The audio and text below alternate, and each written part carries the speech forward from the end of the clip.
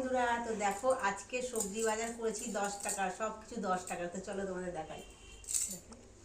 এই দেখো ফুলকপি, ফুলকপি 10 টাকার। আর একটা ফুলকপি কিনেছিলাম, ওটা খেয়ে নিয়েছি। বাঁধাকপিও 10 টাকা, একদম ফ্রেশ, একদম টাটকা, একদম পচা না। 10 টাকা বলে যে পচা সেটা না, 10 টাকার বাঁধাকপি।